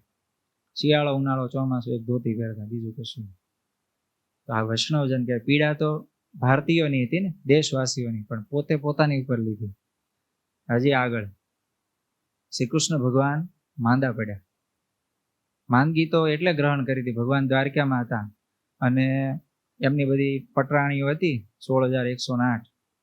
એ બધી એમ કહેતી કે તમે જ્યારે હોય ત્યારે ગોપીઓ ગોપીઓ કરો છો, શું એવું ગોપીઓમાં છે અને અમારામાં શું એવું નથી? ભગવાન કે સમય આવે ને ત્યારે બતાવીશ. અને શું એવું, એકવાર બધા વિચરણ કરતા હતા, બધા હારે હતા પટરાણીઓ. એમની જે અષ્ટપટરાણીઓ છે ને મુખ્ય, એ જ હારે હતી. અને ભગવાનને કાંઈક એવું શરીરે થયું આખું કે આમ ચામઠા પડી ગયા પગમાં ને બધે જ, અને ગળામાં બધે જ. પછી ગમે વૈદ્યોને બોલાવ્યા, દવા કરી, આ તે કાંઈ પણ. પછી ભગવાન આખો દિવસ આરામ કરે. અને કોઈ પણ રાણી ત્યાં આવે, કોઈ દાસી આવે, રાણી આવે, બધાને કહે કે ભાઈ મારી, પછી બધાએ પૂછ્યું કે ભગવાન આનો ઉપાય શું? આ તમે માંદા પડ્યા, આનું કઈ રીતે આનું નિવારણ કરું? તો કે જે એના ચરણની રજ મને આપે અને એ હું પી જાઉં, એના ચરણનું ધોયેલું પાણી અને ચરણની રજ મને આપે ને એ હું પી જાઉં, માથે શરીરે લગાવું ચરણ રજ, અને એમનું ચરણાંબક જે ધોયેલું પાણી હોય એ પી જાઉં, તો મારો શરીરનો રોગ વહી જાય અને મારી જે પીડા હોય એને આવે. તો ઓલી જે બધી અષ્ટપટરાણી હોય કે પીડા તમારી એમને આપી દો, પણ અમારું ચરણામૃત તમને કેવી રીતે આપે? અમારું ચરણામૃત તમારે, તમે તો ભગવાન છો. તમે તો અમારા પતિ કહેવાય, ભગવાન કહેવાય, તમને અમારું ચરણામૃત કેવી રીતે હોય? પછી ભગવાને કીધું તો પછી કે ગોકુળમાં જાઓ, ત્યાં કંઈક પૂછો, ગોકુળ મથુરા છે ત્યાં પૂછો એમને. ગોપીઓને આવું કીધું કે શ્રી કૃષ્ણ ભગવાન દ્વારકામાં માંદા પડ્યા છે અને એમને આવી જરૂર છે. તરત જ કે કઈ ધૂળ છે, ત્યાં સીધા પગ ઘસવા માંડી, જાઓ જલ્દી આ કાનાને તમે આપો. એની પીડા એટલે ઓલાય કીધું એ કે નરકમાં જવું પડે, એ તો આપણા ગુરુ સ્થાને ભગવાનના સ્થાને કહેવાય. આપણે ચરણરજ એમના માથે ઉડે તો નરકમાં જવું પડે, અને આપણું ચરણામૃત એને પીવાનું થાય તો નરકમાં જવું પડે. ગોપીઓ કે એની માટે તો અમારે હજારો નરક કુરબાન છે, શ્રી કૃષ્ણ ભગવાન માટે તો અમારે હજારો નરક કુરબાન છે. એમ કે બધું લઈ જાઓ તમે, પાણી લાવો, અમે લાવો બોળ દઈએ. એ બધાની ચરણરજની ભગવાને પીધી. પછી ભગવાને કીધું હું ગોપીઓ કેમ કરું છું તમને ખબર પડી? બસ એટલે એને પરની પીડા, શ્રી કૃષ્ણ ભગવાન એને પર, આપણે તો પરની પીડા કહેવી, ભગવાનને દી પોતાના માનતા, પોતાની પીડા કહેવી. કેવી પોતાની પીડા કેવી લાગે? એમાં એમ જ કહે છે ને, બીજાની પીડા આપણને આપણી લાગે. આ તો બધા માનો કે હું જે વાત કરું છું આ બધી ઐતિહાસિક વાત છે. આજના જમાનામાં એવું આપણી સાંભળણમાં જે છે ને, એનાથી થોડાક વર્ષો પહેલા વહી જાઓ, રવિશંકર મહારાજ નામ તો સાંભળ્યું છે ને. હવે ગુજરાતના અંતરિયાળ ગામડામાં ગરીબની વસ્તી જોઈ બધી, એ લોકોને ખાવા ન મળતું, એ બધું રવિશંકર મહારાજ એની આંખો આંખ જોયું. આજીવન નિયમ લીધું હું કોઈ દિવસ મિષ્ટાન નહીં જમું. રવિશંકર મહારાજ બીજાની પીડા એને પોતાની ઉપર લીધી. હવે એ તો પોતે સુખી હતા, મિષ્ટાન જમી શકે એવું જ હતું, પણ બીજાને દુઃખી જોયા પોતે પોતાનું છોડી દીધું. સેમ એવું ને એવું જલારામ બાપાનું નામ સાંભળ્યું છે ને, વીરપુર વાળા. હવે દુષ્કાળ હતો, દુષ્કાળમાં એને જોયું ગરીબ માણસો કઈ ખાવા મળતું નથી અને બધા આમ તડફડે છે, વેદના, માણસો મરે છે. એ વખતે જે દુષ્કાળ આવ્યો એ વખતે એવું હતું. તો જલારામ બાપાએ સદાવ્રત શરૂ કર્યું. એની પાસે હતું એ બધું તો વેચી નાખ્યું, એ બધાનું સદાવ્રતમાં આપી દીધું. હવે તેમ છતાંય કોઈક આવે તો બે પતિ પત્ની પોતે ભિક્ષા માંગવા જાય અને જે આવ્યા હોય ને એને જમાડે, પોતે ભૂખ્યા રહે. આ બીજાની પીડા પોતાની લીધી હોય ને એ કહેવાય. સેમ આવું ને આવું વિસનગર, સ્વામિનારાયણ ભગવાન વખતની વાત છે. વિસનગરનું નામ સાંભળ્યું ને? વિસનગરનો એક સૂબો હતો લાલદાસ કરી. એણે સ્વામિનારાયણ ભગવાનના જેટલા સત્સંગી, ફૂલ દ્વેષી, સ્વામિનારાયણ ભગવાનનો ફૂલ દ્વેષી. તો જેટલા સત્સંગી હોય ને સ્વામિનારાયણ ભગવાન, એને બધાને વૈશાખ મહિનાનો અત્યારે બપોરિયાનો તડકો કેવો હોય, એ તડકામાં તડકે ઊભા રાખે. નાના છોકરાથી માંડીને બધાને તડકે ઊભું રહેવાનું. અને આવી બધાને પીડા આપે. કા તમે સત્સંગ છોડો, કંઠી તોડો, અને કા પછી આવી રીતે વેદના વેઠો. તો એ જ વિસનગરના સુબાના બેન હતા ઉદયકુંવરબા, અને એનો ભાણેજ એટલે કે એમના બેનનો દીકરો, એનું નામ હતું બળદેવ. એ બે સ્વામિનારાયણ ભગવાનના આશ્રિત. તો એ બે ઓલા સત્સંગીની ભેગા જઈને ઉભા રહે. હવે ખરેખર એ તો સુબાના ભાઈ ને ભાણેજ હતા, એટલે બેન ને ભાણેજ, પણ તો એ ઓલાને ભેગા જઈને ઉભા રહ્યા. એટલે કોકે મેસેજ આપ્યો, સુબાના માણસો ત્યાં ઉભા, કોઈ ભાગી ન જાય માટે. એને કીધું કે તમારા બેન ને ભાણેજ બે ને આવીને ઉભા. એટલે સુબો દોડતો આવ્યો. એ કે બેન તમારે આવું કરવાની જરૂર નથી. ઓલા ભાણિયાને કહેતા તું આને લઈ લે, એને કાંઈ રાખવાની જરૂર નથી, તો મેં સત્સંગી માટે દંડ મળ્યો, તારી માટે થોડો દંડ છે. કે આ સત્સંગી છે ને એ જ મારા છે, તું મારો નથી, આમ કહીને ચોખ્ખું કહી દીધું સુબાને. એટલે સુબાએ પછી બેનને લઈને ઓલા બધાને છૂટા કર્યા. જોયું? આ તો આ ભગવાન વખતનો આપણો ઇતિહાસ. હજી આગળ એક બાબા સાહેબ આમટે થઈ ગયા, નામ તો કદાચ બહુ ફેમસ નથી એટલે આમ સાંભળ્યું નહીં હોય, કે જેણે આનંદવન નામની એક આખી NGO કહેવાય ને, એવા એના સંસ્થાપક. હવે શેમાંથી એને આખી પ્રેરણા મળી એ કહું તમને. લેપ્રોસી એટલે કેવો રોગ કહેવાય સાહેબ? રક્તપિત્ત. રક્તપિત્ત. હવે એ વખતે એનો કોઈ ઈલાજ નહીં. હવે એ રોગવાળા એક તુલસીરામ કરીને એક ભાઈ, વરસાદનો ફૂલ વરસાદ વરસે અને રોડ કાંઠે એક ભાઈને લેપ્રોસી નામનો રોગ, એટલે કે રક્તપિત્ત, ચેપી રોગ થોડો. એટલે એ સમયમાં એનો કોઈ ઈલાજ નહીં. એટલે એની નજીક કોઈ જાય ને એ માણસ આમ કાળી ચીસ પાડે. વરસાદ વરસતો હતો, આ નીકળ્યા બાબા સાહેબ આમટે, પોતે સુખી પરિવાર, એકદમ સુખી માણસ, અને એ રસ્તે છત્રી લઈને નીકળતા હતા. એમાં એને આ ચીજ જોઈ એટલે પૂછ્યું, માણસો ઉભેલા બધાને પૂછ્યું કે શું આમ થયું છે? તો કે એને ઓલો રક્તપિત્ત રોગ થઈ ગયો છે અને ચેપી રોગ છે, એટલે એને નજીક કોઈ જાતું નહીં. અને ઓલો ભાઈ કાળી ચીજ પાડે. તો આ નીકળી ગયા આગળ. પણ થોડાક આગળ ગયા ને ઓલી ચીસ આમ ભયંકર ચીસ સંભળાણી ને રહેવાનું દ્રવી ગયું હૃદય. ત્યાંથી પાછા વળ્યા, જઈને ઓલા તુલસીરામને ઉપાડી એને આમ ખંભે રીતસરનો નાખીને, હવે આ રક્તપિત્તનો રોગ હોય ને, હવે તમે હાવ સ્પર્શ કરો ખેલ ખતમ જ થઈ જાય, પછી એમાં લાંબુ વધે નહીં કાંઈ. પોતાની કોઈ પણ પરવા કર્યા વગર એને ઘરે લઈ ગયા, એને હાજા કર્યા, એ ભાઈને હાજા કર્યા, જેટલી થાય એટલે એની સેવા કરી. અને પોતે આવા હાવ જે ગરીબ હોય એની માટે પોતે આખું NGO આનંદવન નામની આખી એને સોસાયટી ઊભી કરી દીધી. અને આવા ગરીબોને હાવ ઓલા પૈસા લીધા વગર એમને સેવા કરવાની, એને જમાડવાના, એને રાખવાના, આનંદથી આખું આમ એવી રીતનું બધું વાતાવરણ એવું બનાવ્યું કે કોઈ ન્યા આવે ને માંદા ન પડે. શેમાંથી થયું? એક વ્યક્તિની પીડા એનાથી જોવાની નહીં, એમાંથી આ બધું ઊભું થયું. એવા ને એવા એક કૈલાસ સત્યાર્થી, પોતે બહુ અમીર બાપના દીકરા, ભણતા હતા ને તો સ્કૂલની બહાર નીકળ્યા તો એમના જે સર હોય ને એ સાથે હતા, રજા પડે છૂટી પડે એટલે નીકળે, દફતર લઈને નીકળ્યા તો બાજુમાં જોજો નિર્દોષ બાળક હોય ને ક્યાં એની આખી દ્રષ્ટિ હોય, કૈલાસ સત્યાર્થીની દ્રષ્ટિ કેવી હતી.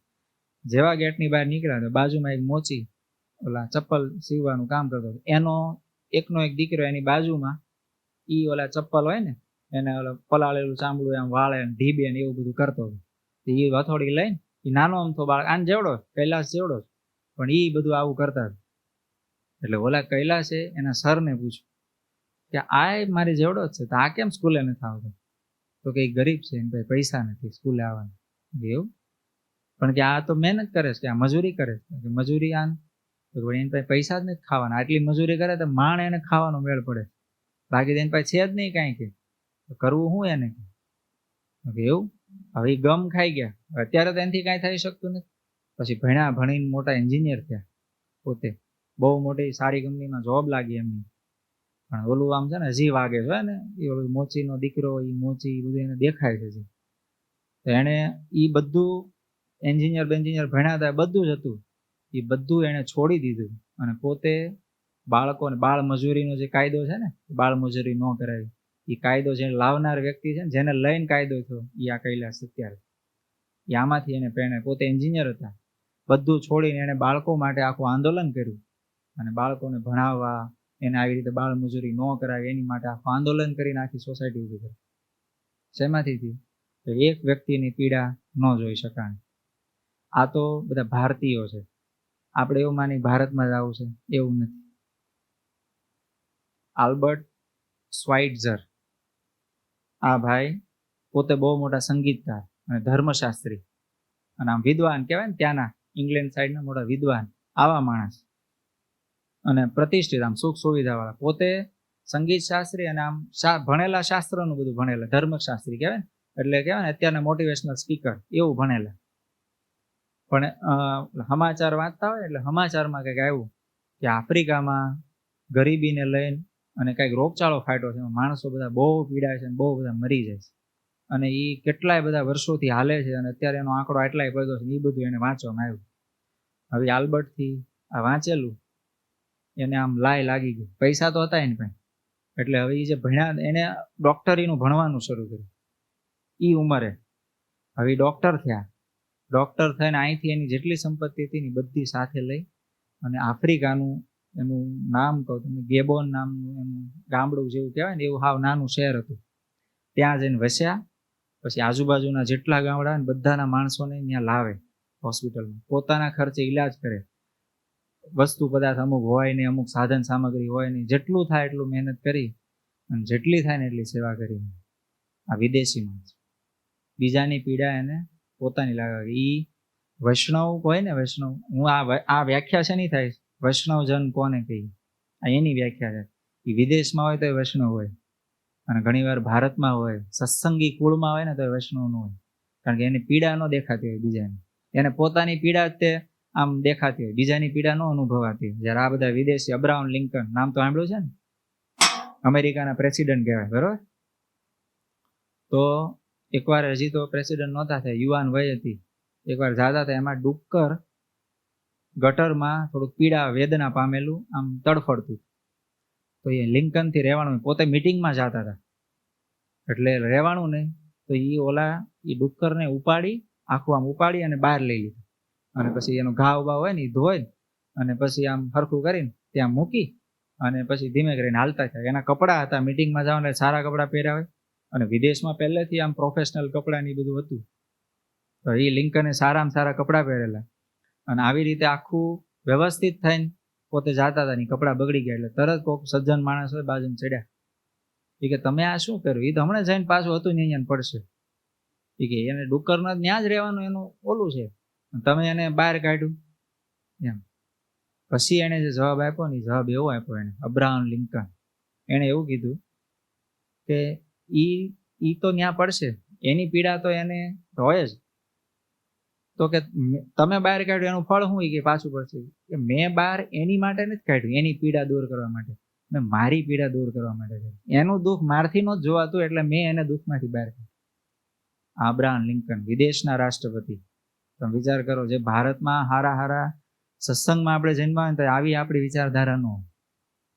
હવે તમે માણસ કહેવાય, આમ તો માણસ, આપણે માણસ થવા માટે તે કોકની પીડા આપણને અનુભવાય ને ખરેખર ત્યારે જ સાચા માણસ થાય. વૈષ્ણવ તો પછીનો પ્રશ્ન. કમસે કમ કોકને દુઃખી જોઈને આપણને દુઃખ થવું જોઈએ, કોકને પીડા જોઈને આપણી પીડા વધવી જોઈએ. જટાયુ ને સીતા માતાનું અપહરણ કરીને રાવણ નીકળ્યા. જટાયુને એ ખબર હતી કે સીતા માતા છે, રાવણ છે? નહોતી ખબર. એ સીધા જ એમને ગયા હતા. ખાલી એને એક સ્ત્રીનો પોકાર સાંભળ્યો એટલે શું થયું? બચાવવા માટે નીકળી ગયા. કોઈક રાક્ષસ કોઈક સ્ત્રીને ઉપાડી જાય તો હાલો બચાવવા માટે. એને કોઈ સ્ત્રીનો ખાલી વેદના ભેરો અવાજ, એને એની પીડા લાગી, પોતાની પીડા લાગી. તો જટાયુ એમાં કપાઈ ગયા પોતે, એક સ્ત્રીની રક્ષા માટે. એને બીજાની પીડા પોતાની લાગી. સેમ એવું બીજું, ફ્લોરેન્સ નાઇટેંગલ આ નામના વ્યક્તિ, એક સ્ત્રી, આ એક સ્ત્રીની વાત છે. આ વિદેશમાં પાછા સ્ત્રીના નામે કહેવાય, આપણને ખબર ન પડે. આ સીતા ને મીતા ને રીતા ને એવા નામ નો એનું, તો આવું નામ એનું, ફ્લોરેન્સ નાઇટેંગલ. એનું નામ પછી ટાઇટલ એવું આપ્યું, લેડી વિથ લેમ્પ. આનું એવું નામ છે કે લાઇટ ફાનસ વાળી છોકરી, આવું એનું એને પછી ટાઇટલ આપ્યા. ઇંગ્લેન્ડની વ્યક્તિ, એને પોતે રાજકુમારી, આમ કહેવાય રાજકુમારી કેવી હોય એવું જીવન જીવતા, એકદમ આમ રોયલ. એમાં ક્રિમિયન યુદ્ધ થયું, ક્રિમિયન યુદ્ધ, એમ ત્યાંનું યુદ્ધ છે આખું. અને સમાચાર પત્ર આવતા એમાં એને વાંચ્યું કે ત્યાં બધા જે એના સૈનિકો હોય ને એને બહુ પીડા છે, એની માટે દવા દારૂ સાધન સામગ્રી એ બધું નથી, અને એની સારવાર કરનારા કોઈ માણસોય નથી. તો આ ભણેલા પોતે, તો એનું બધું જે બધું ઘર પરિવાર બધું છોડી અને સૈનિકોની સેવામાં બે ગયા. તો સેવા કરતા કરતા આખી જિંદગી એમાં કાઢી નાખી. બધા સૈનિકો યુદ્ધ માટે લડતા, એની સારવાર માટે તે ક્યાં સુધી સારવાર કરે ખબર? યુદ્ધના મેદાનમાં રાત્રે તો પછી બધું યુદ્ધ શાંત થઈ જાય, ત્યારે ક્યાં લાઇટું બાઇટું એવું કઈ હતું નહીં, તે શાંત થઈ જાય યુદ્ધ, ત્યારે જાય. પછી જે આમ કોઈક પીડાતા હોય, કોઈક આમ રાતે જીવતા હોય પીડાતા હોય, એટલે આમ થોડોક તો અવાજ તો આવે ને, આમ કહટામણનો અવાજ કેવો, એ અવાજ ફાનસ લઈને જાતા. અને જે કહટામણ કરતા ને એને ઊંચકી લાવે, એની દવા કરે, એનો ઈલાજ કરે. આવી રીતે એને આખી જિંદગી કાઢી. એટલે એને લેડી વિથ લેમ્પ એવું એને ટાઇટલ આપ્યું. યા નાઇટેંગલ, ફ્લોરેન્સ નાઇટેંગલ. આને કહેવાય પરની પીડા, વૈષ્ણવ. આ વ્યાખ્યા હાલે છે વૈષ્ણવની. આપણે જોવાનું છે આપણે ક્યાં છે. આપણે આ બધાને આપણે યાર હરખા. હું એટલે જીવન દ્રષ્ટાંત લાવ્યો. આમાં દંતકથાઓ એટલી છે પણ એકેય નથી લાવ્યો. બહુ ઝાઝી ખરેખર અસરકારક દંતકથા, પણ વાસ્તવિક જોઈને કે આ માણસો થઈ ગયા છે આપણી વચ્ચે આજની તારીખે, આવા કેટલાય હશે. આપણે ઘણાને ઓળખતા હશું, ઘણા નહીં ઓળખતા, પણ આ બધા રિયલ દ્રષ્ટાંત લાવ્યો. બીજા એક ફાધર ડેમિયન, બેલ્જિયમ વાળા ફાધર ડેમિયન, એ પાદરી હતા, મીન્સ ચર્ચમાં પાદરી હતા, એનું નામ ડેમિયન. હવે આ રક્તપિત્તનો રોગ થયો, એ જે ટાપુમાં થયો ને, એ હવાઈ ટાપુ. હવે ત્યાં છે ને રોગ લાગ્યો, આખા ટાપુમાં લાગ્યો. અને એ લોકોના જે ત્યાંના જે પ્રાઇમ મિનિસ્ટર કે ત્યાંના રાષ્ટ્રપતિ હોય ને, એને એવો કાયદો કર્યો કે આ ટાપુમાં જેને રોગ લાગુ પડે એને બધાને મોલોકાઈ નામનો ટાપુ હતો બાજુમાં, કે ન્યાય એને છોડ દેવાનો. ત્યાં ટાપુ એટલે શું ખબર? ત્યાં જંગલ જ, કશું જ નહીં. અને આ રોગનો એ વખતે કોઈ ઈલાજ નહીં, ચેપી રોગ જો વધારે થાય ને તો ટાપુ જ હતો. એ મને 1500, 2000 કે 5000 માણસની વસ્તી બધામાં લાગી જાય, આખો ટાપુ સાફ થઈ જાય. એટલે એ લોકોએ આવો નિર્ણય કર્યો, બધાને મોલોકાઈ મોકલી દેવાનો. આ બાજુ બેલ્જિયમમાં આ ફાધરને ખબર પડી, ડેમિયનને, ચાલો આવું આ લોકોએ કર્યું, આવું થોડું કરાય. કે કોઈ માણસ છે યાર, એને હાવ આવી રીતે મરવા છોડ દેવાનું. એમ. તો એ કાંઈ પોતાની પરવા કર્યા વગર બેલ્જિયમના સાધુ એને મેસેજ મળ્યો કે આટલા વ્યક્તિને તો ત્યાં મોકલી દીધા છે ટાપુમાં. એટલે એ સીધા ત્યાં ગયા એ ટાપુમાં એ બોટમાં બેસીને, અને એ બધાની સારવાર કરી, અને આખી જિંદગી જેટલી થાય એટલી બધાની સેવા કરી, સારવાર કરી. પોતાને રોગ લાગુ પડ્યો, પોતે ત્યાં મરી ગયા. હવે એને કાંઈ હતું બેલ્જિયમમાં સુખી જ હતું, પોતાનું ચર્ચ, પાદરી પોતે, પોતા સંત ડેમિયન, પણ તોય બધું છોડીને એ ઓલા મોલોકાઈ ટાપુમાં આમ કહેવાય ને ખુદખુશી કરવા માટે, એમ જ થયું ને, મરવા માટે જ ગયા ને. ખબર છે આ રોગ છે, આની કોઈ ઈલાજ નથી, તોય સેવા કરી. જેટલા પીડિતો હતા ને બધાને એકલપણું હોય ને, માણસ ત્યાં હાવ પરિવારથી છૂટો કરી.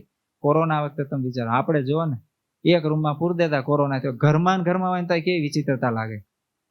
આખું ઘર બહાર ધુબાકા દેતું હોય, અને આપણે ઘરમાં જઈ અને થાળી આવે, આમ દરવાજો ખોલીને ફાટ લઈને થાળી મૂકીને ફાટ લઈને દરવાજો બંધ, પાછું માસ્ક પહેરીને આવે થાળી મૂકવા વાળા, હાથમાં મોજા માસ્ક પહેરીને આમ કરીને થાળી મૂકીને દરવાજો બંધ થઈ. કેવી લાગે જિંદગી? હવે તમે વિચારો એ લોકોને કેવું થયું. આખો પરિવાર છોડીને ટાપુ જંગલમાં મૂકી દે, કાંઈ રહેવાનું ઠેકાણું નહીં, ખાવાનું ઠેકાણું નહીં, કશું જ નહીં. આપણે બધું આવતું હતું, ત્યાં કાંઈ પ્રશ્ન નતો. ઘરમાં તો તરત આપણે પાછું કહેતા હોય તે માસ્ક પહેરીને, તો ગરમા ગરમ બનાવો આ બધું, આમ હજી શ્વાસ બધી ઓલો સડે છે એમ આપણે તેમ કહેતા હતા ને. પણ આને બિચારાને કોને કહેવા જવાનું? એની પીડા આને સમજાણ. તો એ ભાઈ ત્યાં જઈ અને એ સંત, અને હવે એક છેલ્લું આજના જમાનાનું આપણી સાંભળનું, એટલે બીજું વિશ્વયુદ્ધ થયું ત્યારે બીજા વિશ્વમાં સૌથી મોટો આમ ખતરનાક ખૂંખાર ડોન કોણ હતો? હિટલર. ક્યાંના હતા એ? જર્મનીના હિટલર.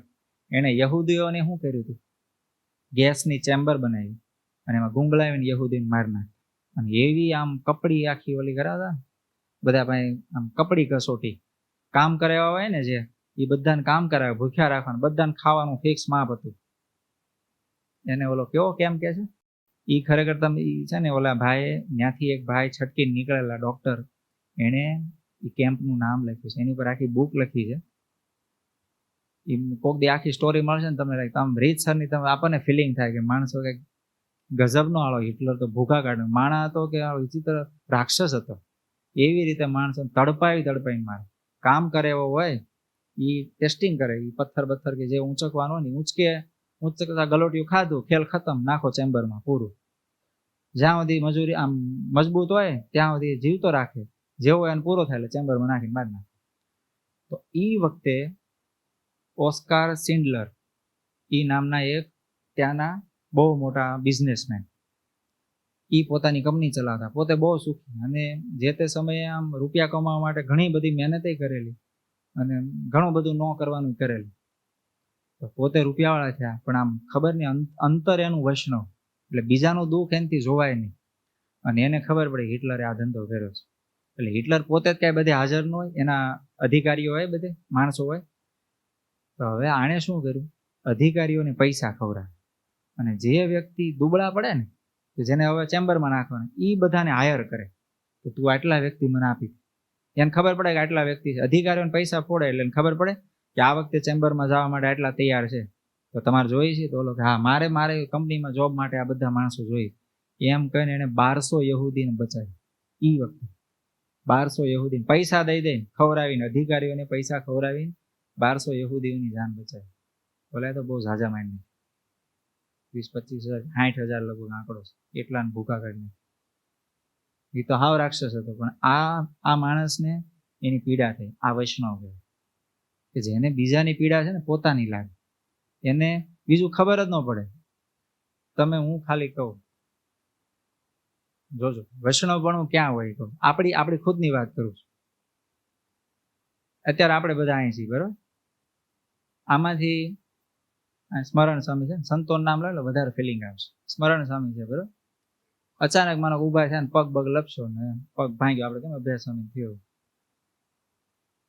સૌથી પહેલા કોણ ભાગો? બધા જ, એકે બાકી ન રહેતો. શું કામ?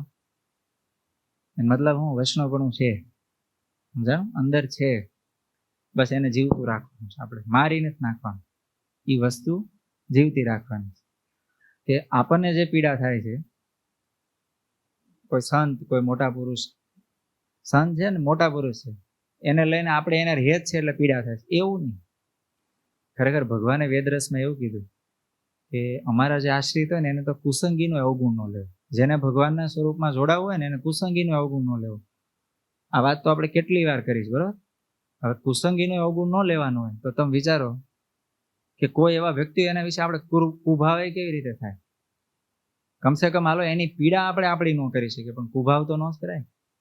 અને અહીં તો ક્યાં વાત છે, આ વાત ક્યાં ગઈ? હવે ઓસ્કાર સિન્ડલરને ક્યાં એ જર્મનીના હિટલર હારે કાંઈ વાંધો હતો, પોતે સુખી જ હતો, તો પછી યહૂદીને બચાવવાની શું જરૂર પડી? આ બધાને ઓલી લેડીને બધાને જેટલા મેં ઉદાહરણ દીધા, વિસનગર સુબાથી માંડી ગાંધીજી, જલારામ બાપા, કૈલાસ સત્યાર્થી, બાબા સાહેબ આમટે, જેટલાના નામ લીધા એ બધાને કોઈને કોઈ યાર હાંધો હતો, કાંઈ વ્યવહાર હતો, કાંઈ સંબંધી થતા હતા કોઈ, તો એ બધા કેમ આમ પડે? કારણ કે બધાના અંદર વૈષ્ણવપણું હતું. હજી આ વૈષ્ણવજન ભજન છે ને, ખરેખર તો આખા વેદનો સાર છે. 4 વેદનો આપણે આગળ વધશું ને એમ હાલશે. હજી તો આ પહેલી લીટી હાલે છે. વૈષ્ણવજન તો તેને કહીએ પીડ પરાઈ જાણે રે. જેને બીજાની પીડા પોતાની લાગે એને ખરેખર સાચું વૈષ્ણવજન કહેવાય. આપણે જેટલા ઉદાહરણ આપ્યા ભારતના, વિદેશના, સંતોના, એટલે કે આપણા જે મહાભારતમાં થઈ ગયા, રામ, હજી આગળ આવશે જે આપણે લેવાના છે આગળ. રામચંદ્ર ભગવાનના જીવનમાં પણ એવું છે, શ્રી કૃષ્ણ ભગવાનના જીવનમાં પણ છે, અને સ્વામિનારાયણ ભગવાનના જીવનમાં તો ડગલે ને પગલે છે. પણ આપણે ભગવાનના નામથી નહીં આંકીએ, કારણ કે ભગવાન તો બીજાની પીડા કમ્પ્લેટ જાણે. પણ ભક્ત અને સંત પણ એવા હોય કે જેને પોતાના ભક્તની પીડા છે ને પોતાની લાગે. એક છેલ્લું ઉદાહરણ આપીને આજની કથા અહીંયા પૂરી કરશું, પછી આપણે આગળ આવતા મંગળવારે આંકશું.